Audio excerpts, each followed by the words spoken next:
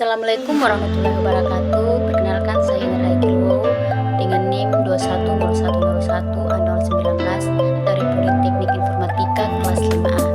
Di sini saya akan membahas tentang tugas kriptografi yang diberikan oleh dosen kami, yaitu Pak Hasan Basri Habibie, SPD MPD.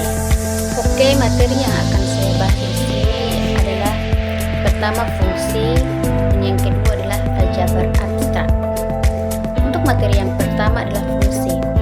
Dalam landasan matematika, fungsi adalah aturan atau relasi matematis yang menghubungkan setiap elemen dari satu himpunan atau yang biasanya disebut domain dengan tepat satu elemen dari himpunan lain yang biasanya disebut range. Fungsi secara formal didefinisikan sebagai himpunan pasangan terurut di antara dua himpunan, di mana setiap elemen dalam domain terhubung dengan tepat satu elemen dalam range. Misalnya, jika kita memiliki fungsi f yang memetakan angka-angka real dari domain R atau semua bilangan real di angka-angka real dalam range, kita dapat mengekspresikannya sebagai f sama dengan R ke R. Sebagai contoh, fungsi 2f kali x sama dengan x pangkat 2, dan hubungkan setiap bilangan real x dengan kuadratnya sendiri sebagai output. Adapun beberapa konsep penting terkait fungsi dalam landasan matematika, yaitu pertama domain, di mana himpunan semua input yang diperbolehkan dalam fungsi. Kemudian range, yaitu himpunan semua output yang mungkin dari fungsi.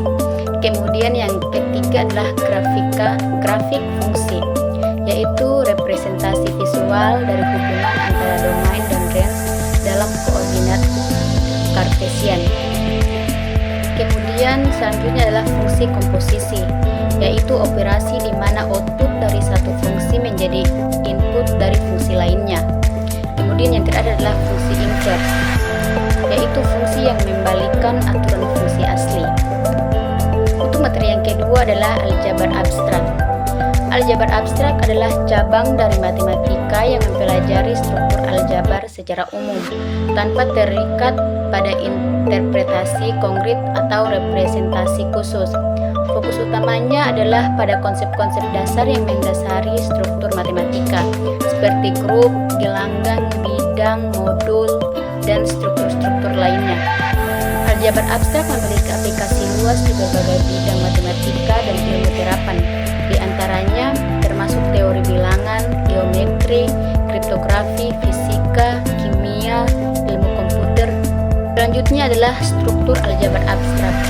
Ada beberapa struktur aljabar abstrak di sini. Yang pertama adalah grup, di mana grup adalah struktur aljabar yang terdiri dari himpunan bersama dengan operasi biner yang memenuhi sifat-sifat tertentu seperti asosiatif, memiliki elemen identitas, dan setiap elemen memiliki inverse. Contoh grup termasuk grup simetri, grup permutasi, dan grup bilangan bulat modulo. Untuk struktur yang kedua adalah gelanggang. Gelanggang adalah himpunan dengan dua operasi biner, biasanya penjumlahan dan perkalian yang memenuhi sifat-sifat tertentu seperti distributif, asosiatif, dan komutatif. Contoh gelanggang termasuk gelanggang bilangan bulat, gelanggang matriks, dan gelanggang polinomial. Untuk struktur yang ketiga adalah bidang.